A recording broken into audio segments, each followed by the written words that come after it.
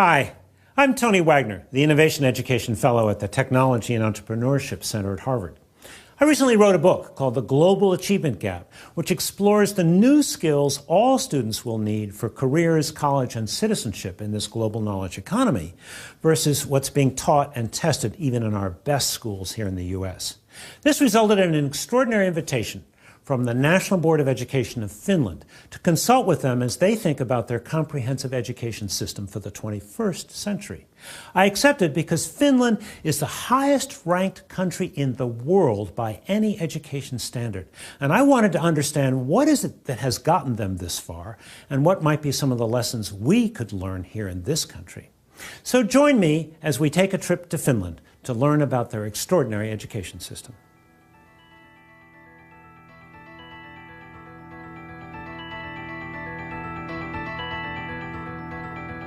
The question that is oftentimes asked when we get visitors from other countries to Finland, why are Finnish students successful? In Finland, families value education. They think that it's important.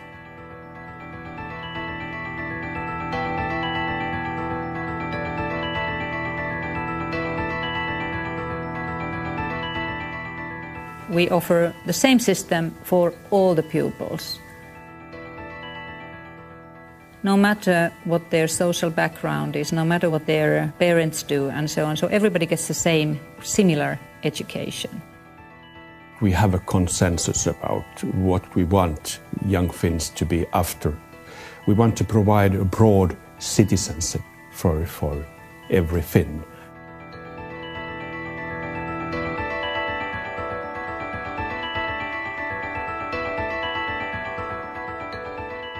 There is no one reason for Finland being on the top in all these rankings. I would say there are many mutually interactive factors. Politicians, principals, teachers, universities have all understood that this is actually the only resource that we have in Finland that has to be taken good care of, the brain, the young people, the education. So these institutions have all aimed at the same goal, to be able to provide our kids with the type of education that are making them possible to compete at the international work market.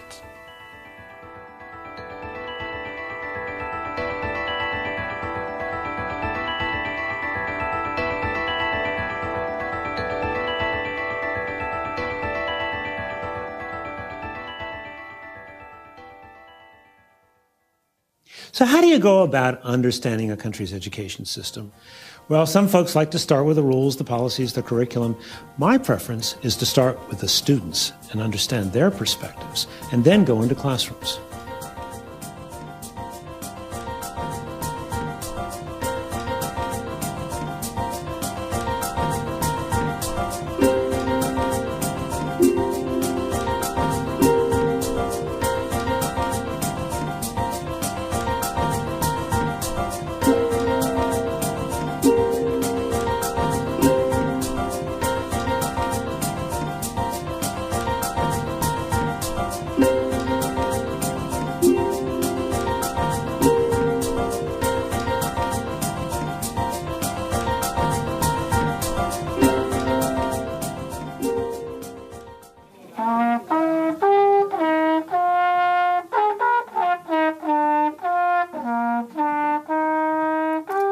While we were in Sippo, I visited an elementary school, grades 1 through 6.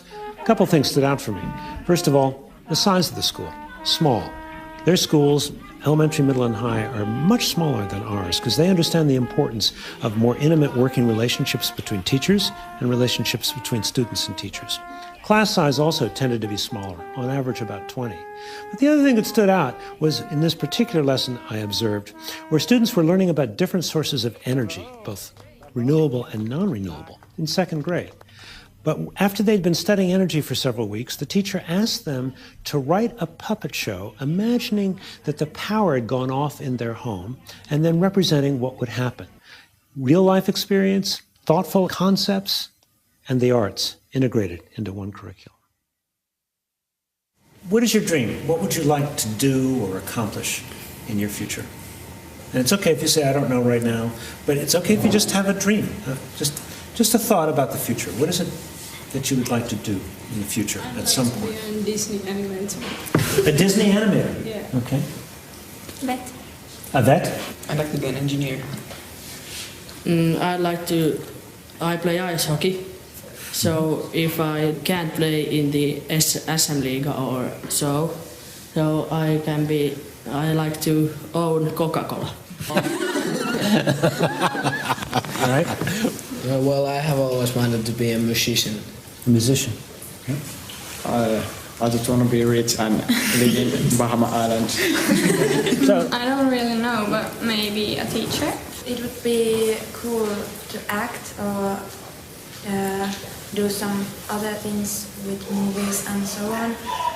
Or to be, tietääkö joku mikä on nuoriso- ja vapaa-ajan ohjaaja? A youth leader. a youth leader. Okay. Psychologist. Psychologist. Good. As you imagine your future as an adult and growing up, do you believe you want to have more than what you've got now? The same? Less? Your thoughts? I think the same would be because we're living in a quite good standard, my family, and I think it's more important that I like my job and what I do than how much I earn money. I agree. It doesn't matter that much how much money you have. It's like not that big deal. But as much as you need money. It's more important to me to love the things that I do than have the money. I also agree with the fact you have to like what you do, but if you don't make any money, like if you want to be an actor and then you just can't get a job, that is not wise. I don't think so. So I am pretty satisfied with the situation at my family's, so more or less the same. Mm-hmm. Yeah. Jobs that give you much money also take usually lots of time. So if you hate what you do but get millions of euros, it's not worth it. So less is sometimes more. I agree too, but I'd like to be a millionaire too. But we used to have 45 minutes, and then we used to have also these like double lessons, so we had like 90 minutes lessons. And they changed it because, you know, when a class starts, the first 5 minutes go to that everybody sits in place and is everybody now here, and then the last 5 minutes usually go that everybody is putting away their stuff. So now they thought, okay, now we save time, we just take a bit longer lessons. So we arrive at school maybe something like 8 o'clock, but if you're lucky you can come to school later. Like 10 and 11 or last year I had or we both had actually like almost every day from 8 till 4. But when we're now seniors, so life is much easier now. So in the next period, when we have only like 4 courses or 3, so we have maybe some days we have only 2 lessons. We come to school at 12 and leave at 4, or come to maybe 11 and leave at 2. So it really depends how you do your course, how you choose them. Most people do this upper secondary in 3 years, but it's also possible to do this in 2 or 4 years.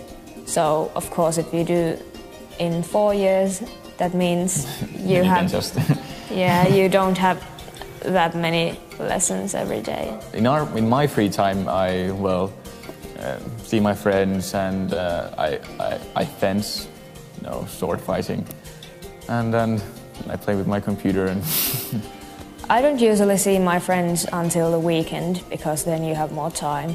But I do sports, I do boxing or go to gym, or I spend a lot of time in front of the computer too.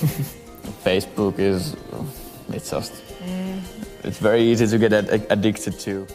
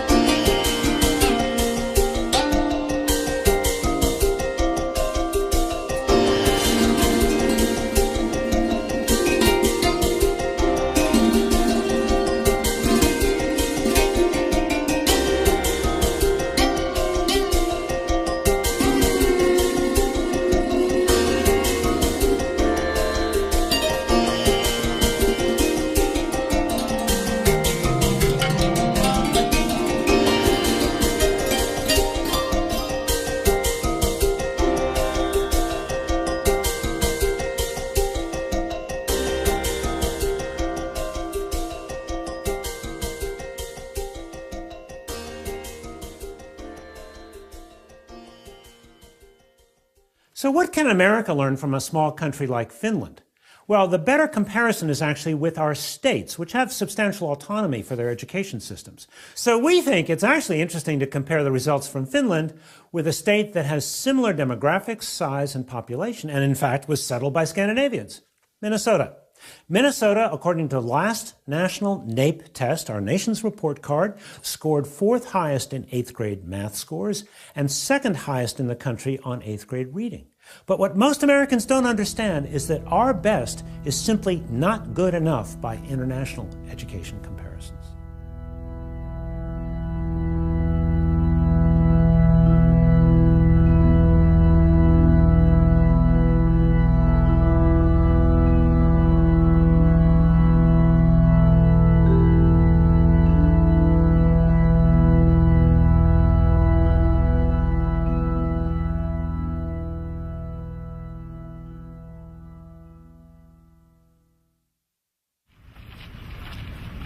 So we're here to visit a Finnish school which is connected to the university that does teacher training.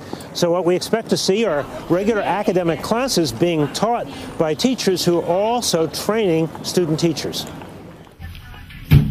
Here what we have is the lesson plan for the math class we're about to go visit with Johannes.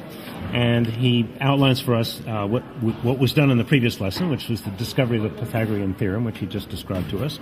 Now what we're going to apparently see is some oral calculation, proof of theorem, checking homework, how to calculate legs, that'll be interesting, written examples, individual practice, a short test of taught matter, and finally homework and self-evaluation. And it's a 75-minute class, so we're off to learn some math this morning. Mikä luku sopii x:n paikalle? X-potenssiin 2 on 64. This is a normal 8th grade math class, not tracked, not advanced. And yesterday this 8th grade class was discovering the Pythagorean theorem. Mikä tämän, millä nimellä? So in some respects this is a fairly traditional class, teacher at the front of the room, kids facing the blackboard. But one thing that's quite different is the fact that it's the kids doing the problems at the board, not the teacher. So that's the teacher's way of really trying to understand what these kids know and what they don't know. It's a dramatically better way of testing their thinking than just sort of collecting homework and grading it. Behind us, there are 7 student teachers who are observing this lesson as a part of their basic training. They are required to observe a large number of lessons, and not only just observe them, but then go back and in small groups critique and discuss those lessons. Oikeastaan we have very little testing, perhaps, you know. Yes. We don't have practically any testing until the end of the high school. Yeah, the matriculation exam. Yes. The more relaxed atmosphere that characterizes classrooms now seems to facilitate and improve learning and student motivation. We try to all the time say that it's up to you that you learn. Yes. And this is good for your future and it's fun to learn. So what did students have to do? You wanted them to understand this theorem. I wanted them to discover the theorem. To discover it. Discover the theorem. Well, that's a really important distinction, isn't it? Yes. The emphasis is not so much on mechanical performance, but on using math in concrete situations and sort of understanding the math. Mm-hmm. Our school system is very much oriented toward this kind of understanding and reading and also some problem solving and this kind of things. Mm-hmm. Teachers have always been revered in Finland. In the villages, they were the wise elders that people went to for advice and so on. But what is particularly striking about the Finnish story is how they have changed the nature of teaching. Teachers are no longer assembly line workers. Page 87 by October 5 in the textbook. They have become knowledge workers working collaboratively, thinking of their classroom as their laboratory for continuous innovation, trying to understand how to ensure that all students achieve at very, very high levels. Teachers are the ones who facilitate students to create, to do knowledge work together. And this kind of a knowledge co-creation happens in these learning environments. Today, teachers in Finland lead this kind of a multi-professional work together with those who work in libraries, science centers, museums. If you want to become a teacher, You have to do pretty well, and also you have to have pretty high marks, high grades to be able to enter the university. And if you do well, then you might be accepted. Not everybody who succeeds really well and has good grades, they are not automatically accepted. In a lot of countries, teaching is something that those people who can't get other jobs do. But in Finland, it's a job where people apply to the teacher education and to be teachers. So it's an esteemed profession. Young people in Finland, they want to be teachers. And we get very competent teacher students. We have 5-year study programs for all teachers, both class teachers and subject teachers. Subject teachers, they major in their subject, and class teachers, they major in educational studies. So it's 3 years of bachelor's and 2 years of master's. I've understood that it's quite rare that all teachers have the university master's degree. Yes. I think most countries don't have that. It's probably one factor. The main reasons for our success, I would say, that it's teacher education, that we're able that we have teachers that all have masters. We call it a research-based teacher education. And it means that it's much more important to learn to think pedagogically and be a reflective, inquiry-oriented teacher. Even if you do extremely well in both your matriculation examination and have good grades in your report card, you cannot just walk in. So you have to do well also in the entrance examination. And for that you have to study quite a lot, I'm afraid, because the percentage you get who manage to start their studies at the university, that's quite low in Finland. We have much more applicants than what we can take in. So teachers' profession is very, very highly appreciated here in Finland. This year there were 1,600 applicants, and we could take in only 10% of those people. But if you manage to get into the university, so you start your subject studies, they have to have a degree in these subjects that they teach. They have lessons, they have tutorials, they have small group discussions at the university. Then they sit down with the supervising teacher, and then we actually start planning the lesson or lessons. They write a lesson plan, usually they plan their own teaching. We discuss it, and then they make the changes, they send it back to me again. And then they give their lesson. After that we have a quick feedback session with the students who have also been observing the class. These feedback sessions, they are very, very important. Actually, it takes a lot more time to actually fulfill one lesson. So it means that the students we get in, they are very motivated and they are very, very well educated when they come in. So they are very high quality students.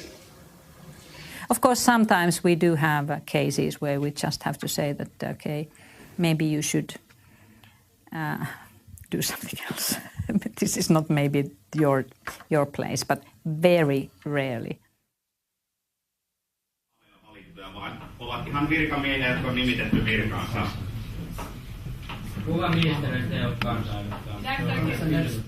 The beginning of the class is used as either warm up or cool down. The teachers talk about it in different ways, but it's a way of relaxing the kids and also engaging them.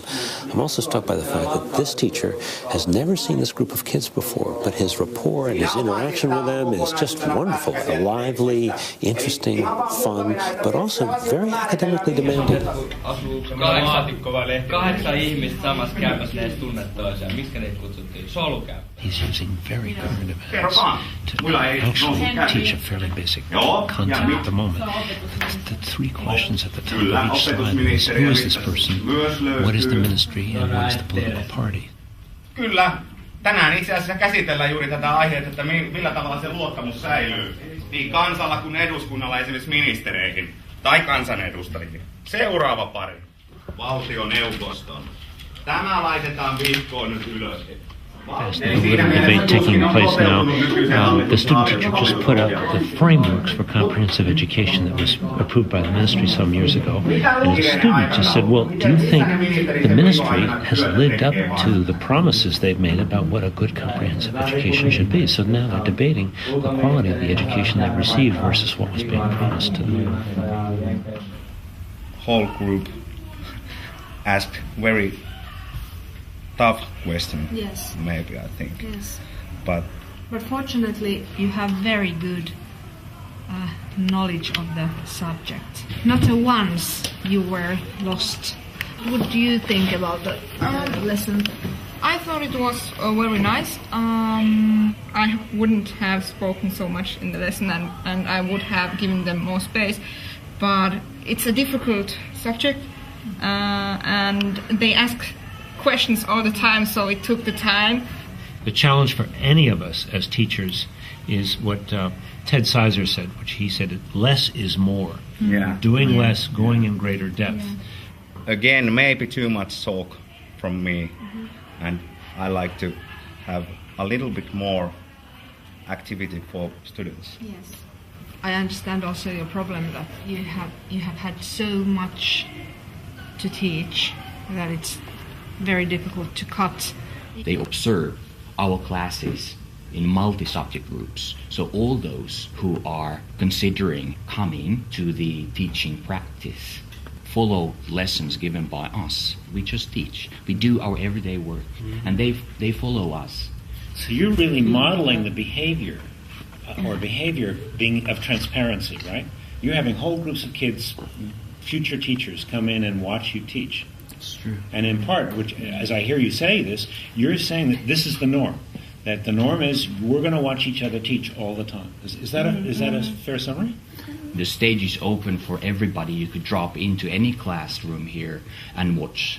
And it's also encouraged before they start teaching themselves. So we have these observation sessions ongoing all the time. And they're told what to be looking for? The questions that we have designed for that purpose they are quite simple. What did you see? It could be one question. What would you have done differently? What are your thoughts about some points? 3 very simple questions. Because we realized these 3 simple questions might, in a way, lead their concentration to the content.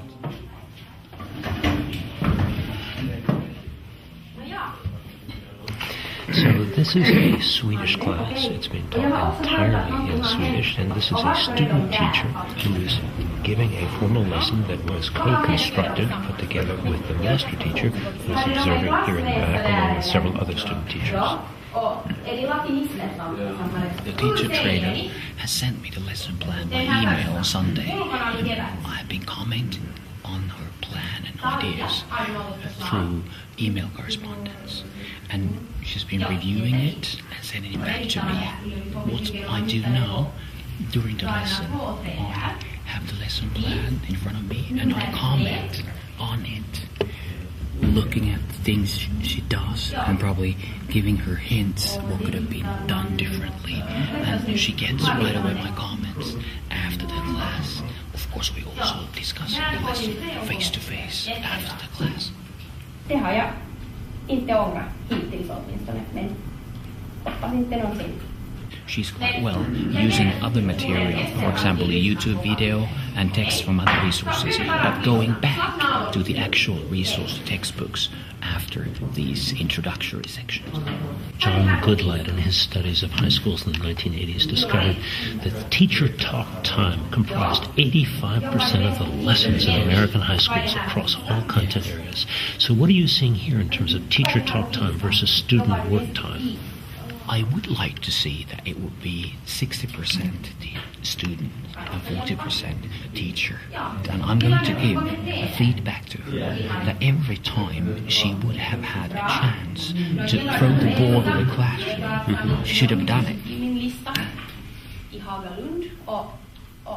So can you say a little bit about why you chose that video? Why did you show it? The theme of this lesson was the future and what these 15-year-old people are going to do after this class. They're going to high school or whatever. This song was quite good to support the theme, and I've learned that it's good to use just music or some listening comprehension exercises or something like that to cool down the class. And I've experienced that it works.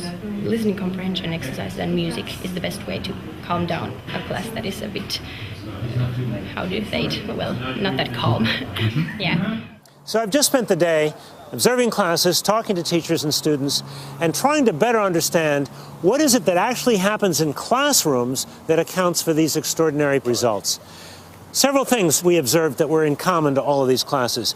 These classes really focused on teaching students how to think, giving students a sense of being able to really actively engage in their learning, not penalizing mistakes.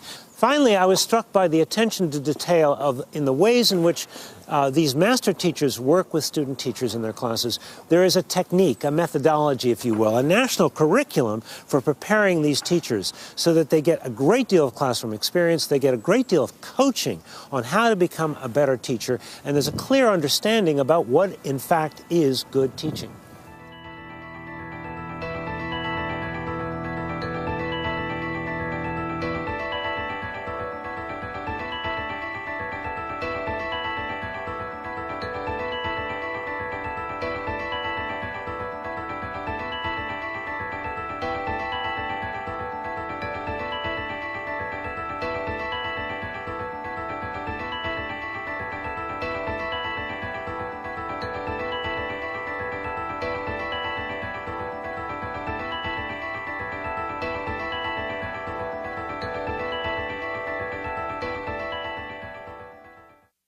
In Finland, we have got a high living standard, and almost everybody can travel and have houses, and it's enough. It was very satisfied for me to hear from my daughter that she doesn't want anything more. So I think it's good to have this and spend time to things that you like to do with people you love. We've had a chance to explore what Finnish students do in the classroom, but what do they do after school? Well, a 9th grade girl and her mother were kind enough to invite me into their homes so that I could better understand how they spend their free time and their parents' perspectives on their children's work. Yeah. So, you come home, how much homework do you typically have to do? We don't have that much. You don't have that much homework. Yeah. And you're in 9th grade? Yeah. So do you expect when you go to upper secondary you'll have more homework? Do you hear from students there? I guess. Yeah. How much? So how much do you do now? Do you do some every day or not even every day? No. Not even every day. Not even every day. And so how many hours a week would you say? 3 hours a week? 3 or 4 hours a week? Yeah, but Finnish education system, way outperforming every other country. How do you understand that as both a teacher and a parent? A big part of it is that we take care of those children that are not doing so well at school. So we have got very qualified special education. Early interventions we hear. Yes, we try to find out what's the problem behind the learning problems, because often it's something that we can avoid by teaching in different way. So here is our class. So we had a theme day in school. What was the theme? We are mafia family. I kind of guessed. Yeah. So also homework. I'm not concerned about that at all. I've always known that they do their homework. I never check if they do You don't have to check. You don't. No. Do you even ask what's your homework, or how much homework do you have this week? No. Sometimes when I try to be a good mom.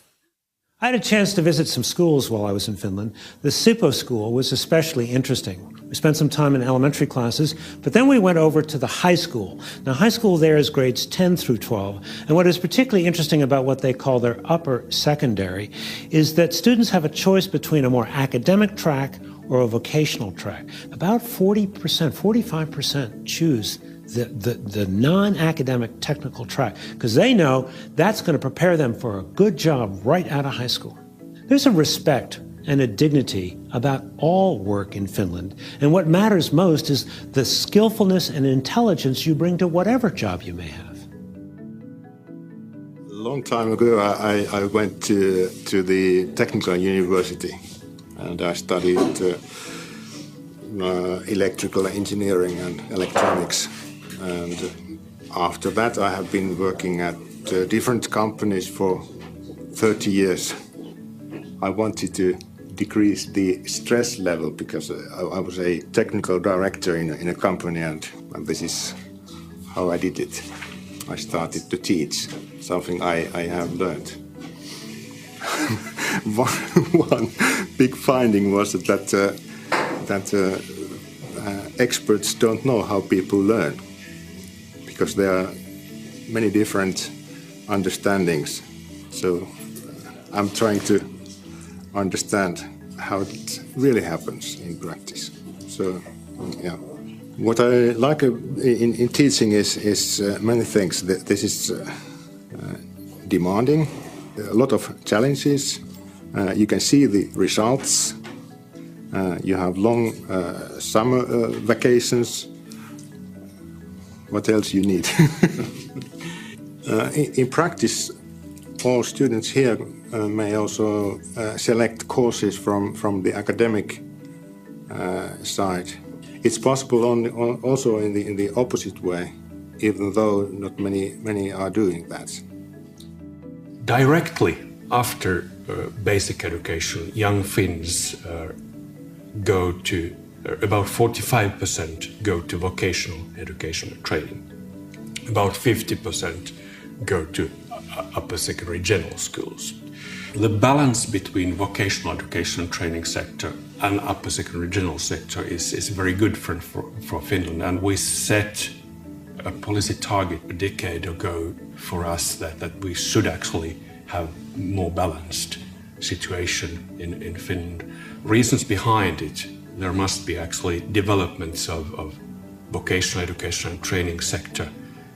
However, there isn't any dead ends nowadays. We have actually made our education system so flexible that actually you can continue studies after vocational education and training at universities, or you can actually come back to general education if you want to. So it's very open nowadays. In American schools, technology is primarily introduced as an aid for the teacher's presentations, whiteboards, PowerPoints, and so on. But in Finland, the emphasis is much more on the students using the technology for their learning. How long have you been teaching here in the upper secondary? 26 years. Oh, just starting then? Yeah, in that same school. Yes? 26 years. That's yes. a long time. Yeah. So have you seen much difference in the students? Are they different to teach now than when you started? I think students are almost the same, but relationship between students and teachers are better nowadays. In what ways? We are working together more and more. Oh, that's excellent. Yeah. We just had a nice 25-minute lunch in the school cafeteria, but you told me your class started 25 minutes ago. Yeah. You mean you trust them to work on their own? Yeah. I trust them to work alone, and they have, deadlines. Yeah. Then what they have to do, and they have this learning environment, Moodle, and they make maps there. And So tell us about Moodle. Moodle is a learning environment. And you can put all kind of material, and you can discuss, and you can evaluate with Moodle. Learning is something to use cultural tools, all kind of tools. If you have a lot of tools, you can learn even more. And So it's like an online learning environment. It's online learning environment. Where they are sharing projects with one another? Yes. Everything is shared, yes. Everything is shared. They're working on projects together online. Yeah. You're giving them lectures online that they can access? No, not lectures. But you give them problems or challenges that they have to solve. So tell us a little bit about the class we're just going to go see. It is, I think there are some 20 students. And what are they going to be working on? They are working kind of geography study about African countries. Okay. Hanna, can you tell me what you're working on, please? I'm searching some information about African land Togo, which is this. How much time do you have to work on this project? About 5 weeks. 5 weeks? Just to work on this project? Yes. And you're working alone for 5 weeks? Yeah. Is that hard? Well, I don't think so. It's actually, I kind of enjoy this. Yeah. I think this is quite fun. I have to do something in every category? Yes. Here working on Zimbabwe's nature map, and I have to make one map on paper and one map in internet. Oh, I see. So you're also having to write here some answers that the rest of the class will see that will be shared from the software. And other students will comment on your work? Yes, yes. Do you find this useful? Would you rather be reading a textbook and taking tests? I think this is quite a good way to learn. Use more of your own creativity, your own thinking, and your own ideas about how to create an effective mind map? Yeah, exactly. Niin, tuohon linkkiin sun pitäisi kopioida se sieltä sivun otsikko vielä. Tää kokonaan? Joo. Eli se, ja sit se laitetaan siihen kopioi liitä. Ja sit OK. Ja nyt kun sä menet sinne Moodleen ja painat tallennan, niin se tulee. We are studying business marketing, so at this moment, we are studying the social media marketing, which is a quite new area. You know, no one knows where the marketing in social media is going. So students are actually in the Facebook, which they love, trying to find out different kind of articles, especially about Facebook and marketing. They are using Wikipedia. It's quite interesting because when you see something new is growing, so you need to go right to it and to see where it's going to.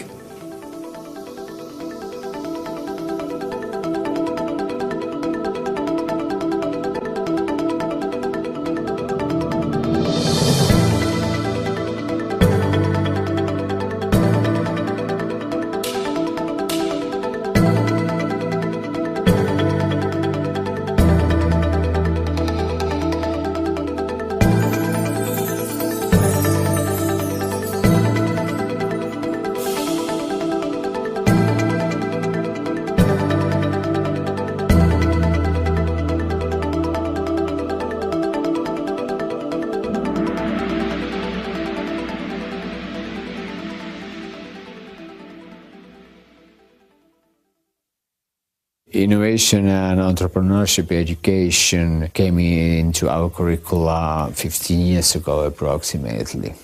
It should be included in every teaching and every subject. What does it mean to educate an entire country to develop the capacities for innovation? Finland is among the top 5 countries in innovation, global competitiveness, and entrepreneurship. But yet this country is now asking what I would say are some of the post-industrial questions. If education is to be something that maybe is for its own sake, to develop curiosity, to develop imagination, to develop social bonding and networks, what does that mean that we might need to do differently? How do we free up time and space for more exploratory learning, not just transmitting information, but giving young people chances to explore, to experiment, and to create new knowledge and new information? I was 16 when I started my company. We have 3 full-timers, like I am. So we go to school, but when we are out of school, then we do some jobs and marketing and such. It specializes in making home computers, and mostly we do gaming computers for kids like us. We know what we want, and that's what we do. So this is actually the main site. As you can see, there came my friend, and he's eating a motherboard. It's so easy. I can't lose any money, but I can make money if I work hard. Well, if it can provide us when we are graduating and don't get any better jobs, then it's good that we have somewhere to work. You know, by luck, I stumbled on this student project in one of the schools where students were learning about innovation and entrepreneurship by forming teams that had to produce a new product or service overnight. Quite literally. They were spending the night in schools with their teams and with adult chaperones, learning the skills of innovation and entrepreneurship. You know, it's a very rare school in our country that teaches anything like that. We have some schools that do an extraordinary job of giving all students a work-based internship. Some schools that enable students to do what we call service learning, community service. But I think in Finland, these things are far more common, whereas in our country, they are the exception to the rule. Tell us a little bit about this innovation camp. What is it about? Well, it's about what is called entrepreneurial entrepreneurship. Stuff. Yeah. Okay. And we're here to how do I say this? Well, people are coming here. We are forming groups, 5, 6, 7 people about in a group, and they're going to start a business here. Is it true you're going to be here all night long? Yes, 24 hours, 26. 26 hours? Yes. What is the point of being here all night long? It exhausts you to a limit where you really got to push it to the limit, yeah. Well, if you hang around for 24 hours with the same people over here, well, you learn to know the people that you're working with, so you get better teamwork. Teamwork, of course. And think more freely, not so... More open-minded. Yeah.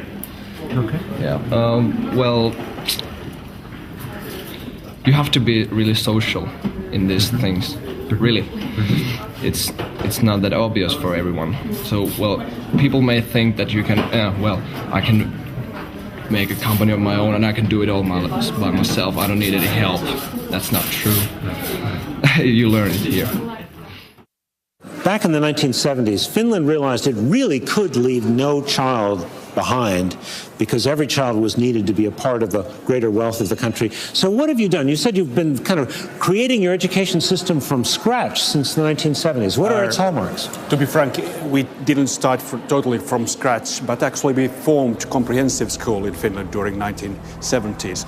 The comprehensive school is intended for all, not segregating the age group. The parallel system refers to the system that is still present in Germany, for example, in the 5 first years during your education, at the age of 11, that they tell that you're a poor performing student. You're never going to end up with the academic profession. And that's like a weapon that they use, like a whip. And it's totally different from the idea that we have about education, providing everybody the same possibility, the same opportunities, even the same curriculum. We started to discuss about the possibility of a single and unique and equal education for all. And it took 5 years to discuss that, but finally it came into force in 1973 that there should be a kind of basic education that is similar for everyone regardless of social or economic background. The system in Finland relies on the principle of equality and equity. As a parent, you are sure, wherever you live in this country, that your child is getting same type of education with same type of curriculum. So it's equal and it's free. They get all the materials free of charge. They get their food, lunches, even snacks like in our school, free of charge. It's very democratic in that way. Can you tell me about the balance between what is done nationally versus what is done locally? Yeah. Nowadays, Finnish state and actually Finnish National Board of Education sets core curriculum for basic education. It gives much leeway to schools and municipalities to operate. It's also blessedly brief, isn't it? I mean, your curriculum frameworks are about this thick, aren't they? Which is really extraordinary when I think about our textbooks. That's true. In our society, we have a core curriculum, and then schools make their own curriculums, and they have lots of liberty in making their own decisions. Second phase was actually that during 1980s we moved teacher education and training to universities, so that all teachers are required nowadays master's degree in universities. We do not have any kind of an inspectorate. You know, there are no inspecting schools or teachers. We kind of trust to our system. You know, we have a whole system where principals are supposed to come in and formally evaluate the teacher. But you don't do that here, do you? In Finland, the school's education system is based on trust. That the teachers are trusted to do their work properly. If people are trusted, then they want to be worth that trust. They are more bound to be trustworthy. I think people perform better when they are trusted. They do a better job when they are not controlled, because nobody wants to be told what to do. So there is a huge trust to all levels in this educational system we have. Ministry trusts on the schools and this system, and parents trust on our educational system that allows you to act freely, concentrate on your individual way of learning how to learn. Actually, it took 25 years to learn how to trust. And in 1991, 1993, when we localized the curriculum process I told you previously, we learned to trust each other. I think if people are always checking up on you, then you are just trying to show them that, or try to look that you are doing your job well. But if somebody really trusts you, then I think it's a basic human quality, wanting to be worth that trust. A compliance-based system, you know, is something we see around us all the time, where students are saying, what do I have to do to get a C or a B? What's the minimum? Teachers sometimes complying with the district mandates, districts complying with the testing requirements, everybody trying to figure out what's the minimum they have to do to just get by. So far, the trust has been very important. And I would like to say that why we can have trust is that we have trained and educated teachers so well. We can trust them. They are professionals in their field. And otherwise, we couldn't work, actually. If we set too strict guidelines for teachers and they are highly trained, why to bother? It's up to teachers to do their job. But trust is incorporated in many ways in Finnish society. You know, I've seen some wonderful schools in this country. Almost all of them were small. Almost all of them were startups in the sense that they were new, small schools within schools, schools of choice or charter schools. And almost all of them were based on trust. So there's no question in my mind that a trust-based system, trust with professionalism, can get absolutely better results. The question is, can we do trust at scale? I think it's a necessary experiment. We have to find out, because the compliance system at scale is simply a spiral downhill.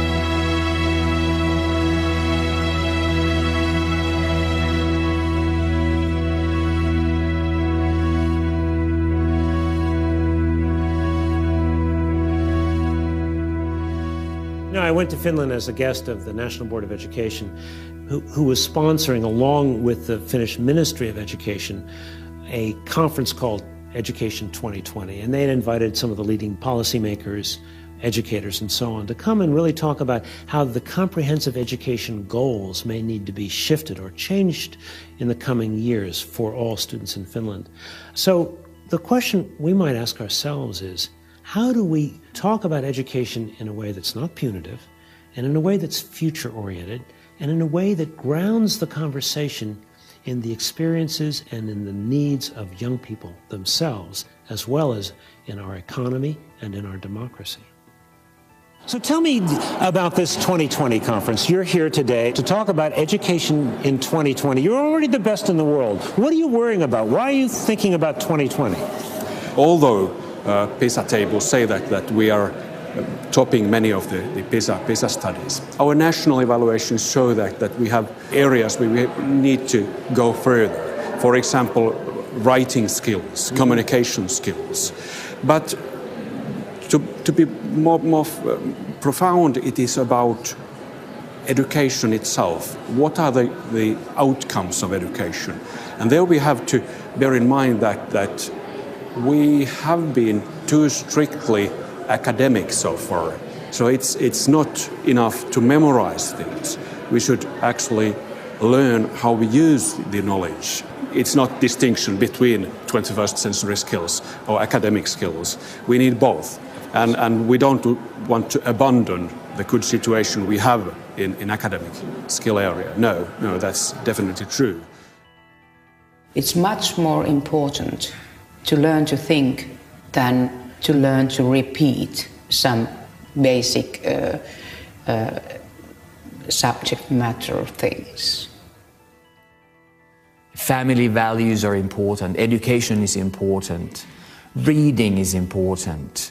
It's important to understand reasons behind things. Concentrate, read, dream, talk, understand, reason, find solutions yourself. Finnish education is still too subject-oriented. We should actually highlight thinking skills, collaborational skills, that kind of skills which are more higher order. As we think about what has to happen in this country, it's not just changing what's taught and how things are taught, but really reshaping the teaching profession. And it's not about money. It's about teachers thinking of themselves as knowledge workers, teachers understanding that they have to be innovators in the classroom every single day as they think about bringing all students to high levels of attainment.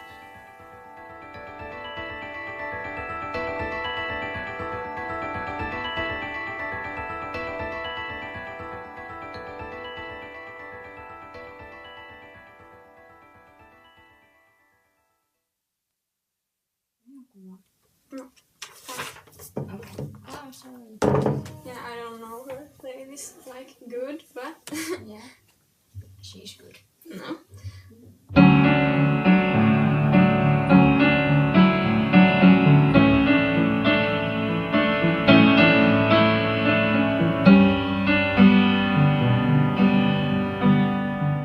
You know what most impressed me about my experience in Finland is the way an entire country has focused relentlessly on preparing all students for work and citizenship in the 21st century.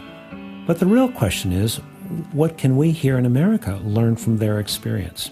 Clearly, they're a very different country, different culture. Our country is far more heterogeneous and larger. And obviously, what works in one country may or may not work in another. Nevertheless, I think it would be a serious mistake to just dismiss Finland. In fact, I believe we need to see Finland as a laboratory for 21st century educational innovation, a place that has done sustained research and development to create a truly world-class education system for a new century. Oh, well done! Good job!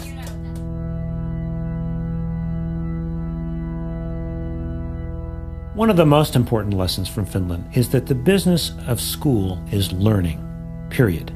It's not sports, nor is it even extracurriculars. Nothing interrupts the learning process in classrooms. It is sacrosanct. A second valuable lesson is the way in which they have totally transformed the education profession over the last quarter century. Very high standards for admission into schools of education, so only the very top students become teachers. All teachers must earn a master's degree, which brings far more academic rigor into the classroom. and the kind of training these student teachers receive, where they observe master teachers and have their own teaching practices critically evaluated, really prepares them to enter into the classroom ready to engage all students. Yet a third lesson from Finland is the idea of less being more. Very few national curriculum guidelines which can be adapted locally.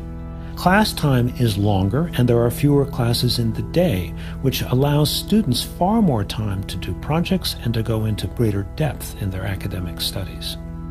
Then there are the ways in which Finland has focused on how best to motivate students. The students have many more choices for the projects they pursue in their classes, and the arts are far more well integrated into every class.